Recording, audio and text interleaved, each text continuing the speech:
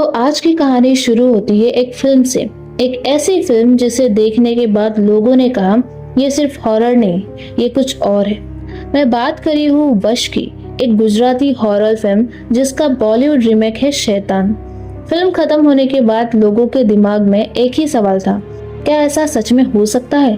क्या किसी व्यक्ति के पास ऐसी ताकत होती है जो किसी और के दिमाग, उसके मन, उसकी सोच को कंट्रोल कर सके?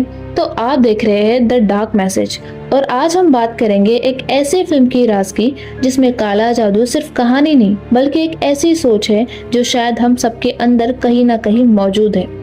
वश की कहानी शुरू होती है एक आम परिवार से। अथर्व, एक लविंग हस्बैंड, अपनी वाइफ बीना और 2 बच्चों के साथ एक छुट्टी मनाने के लिए निकलता है। सब कुछ नॉर्मल लगता है, हंसी खुशी, एक टिपिकल फैमिली वेकेशन। लेकिन ये खुशी ज्यादा देर नहीं टिकती।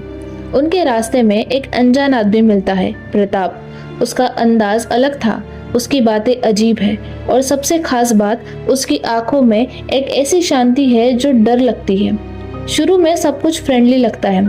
प्रताप उनके साथ छोटी छोटी बातें करता है, हेल्प करता है, लेकिन धीरे धीरे उसकी प्रेजेंस एक डर बनने लगती है।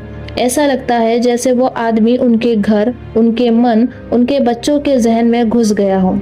एक दिन अथर्व का बेटा कुछ अजीब हरकतें करने लगता है। उसकी बेटी आर्या बिहेव करने लगती है जैसे कोई उन्हें कंट्रोल कर रहा हो। बिना समझ नहीं पाती क्या हो रहा है और तभी पता चलता है प्रताप एक तांत्रिक है, एक ऐसा आदमी जिसके पास कुछ ऐसे मंत्र है जो किसी के दिमाग को अपने कब्जे में ले लेते हैं।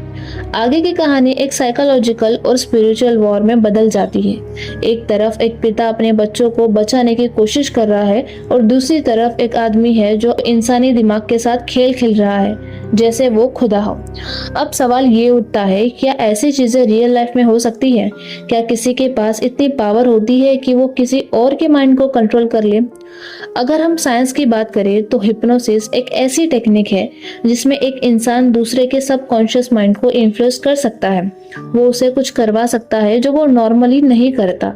तो हो सकता है फिल्म ने इसी कंसेप्ट को एग्जैगरेट करके दिखाया हो, जहाँ प्रताप सिर्फ एक ह्यूमन हिप्नोसिस नहीं बल्कि एक तांत्रिक हिप्नोसिस्ट हो।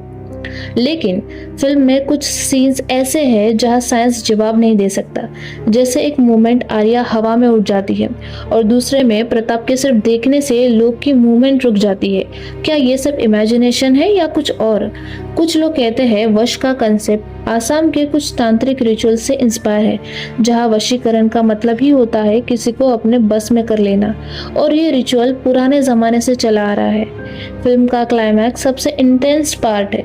अथर्व अपनी फैमिली को बचाने के लिए प्रताप से लड़ता है, पर यह लड़ाई फिजिकल नहीं, ये दिमाग और विल पावर की लड़ाई है। अंत में अथर्व प्रताप की जीभ काट देता है क्योंकि कहा जाता है मंत्र की ताकत जीभ में होती है, और उस मोमेंट पर जैसे सब कुछ रुक जाता है, प्रताप कमजोर पड़ जाता है और फैमिली बच जाती है।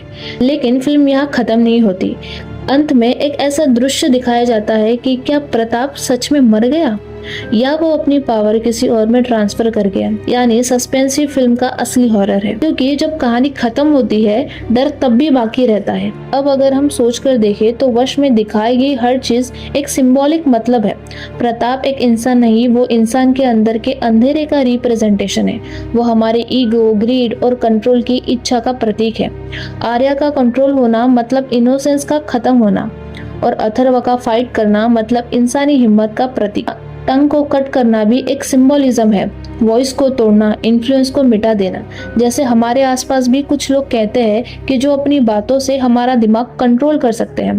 फिल्म में उन्हीं लोगों को मेटाफोरिकली तांत्रिक बना दिया। तो मैंने जब ये पहली बार फिल्म देखी तो मुझे लगा सिर्फ ये एक हॉरर स्टोरी है, लेकिन जब मैंने उसके डायलॉग्स और मोमेंट्स एनालिसिस किए तो लगा कि ये कहानी कुछ और कह रही है। ये सिर्फ ब्लैक मैजिक नहीं बल्कि माइंड कंट्रोल और सजेशन पावर के बारे में है। फिल्म का हर एक सीन साइकोलॉजिकल लेयर दिखाता है, कैसे एक आदमी अपनी सोच से किसी के दिमाग में घुस सकता है। रियल लाइफ में भी हम सब किसी न किसी प्रताप को जानते हैं, कोई ऐसा जो अपनी बातों, अपनी चार्म और अपने इन्फ्लुएंस से हमारे डिसीजंस बदल देता है। अगर हम समझते हैं हम अपने चॉइस से चल रहे हैं, लेकिन असल में कोई और ही हमें चलवा रहा होता है। मेरे ओपिनियन में वश सिर्फ एक फिल्म नहीं, ये एक मिरर है जो दिखाता है कि इंसान के अंदर का अंधेरा कभी मर नहीं सकता। अगर हम अपनी सोच पर कंट्रोल खो दे तो कोई भी तांत्रिक हमारा मालिक बन जाता है। इसलिए मुझे लगता है कि वश में दिखाया गया ब्लैक मैजिक सिर्फ सुपरनैचुरल नहीं है, ये एक वार्निंग है। एक वार्निंग उन सब लोगों के लिए जो अंधेरे में सच ढूंढते हैं, बिना समझे कि कभी कभी सच खुद एक श्राप होता है। तो दोस्तों, आप बताओ, क्या आप मानते हो कि ब्लैक मैजिक, हिप्नोसिस और वशीकरण जैसी चीजें रियल दुनिया में एग्जिस्ट करते हैं, या ये सब एक सिर्फ साइकोलॉजिकल इल्यूजन है?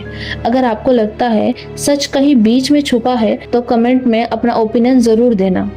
तो आप देख रहे हैं द डार्क मैसेज, जहां हम अंधेरे के पीछे का सच ढूंढते हैं। तो मिलते हैं अगले एपिसोड में और एक कहानी के साथ, जहां सच और डर दोनों साथ चलते हैं। तब तक अंधेरे से डरते रहो, पर उसके पीछे क्या है ये समझने की कोशिश कभी मत छोड़ो।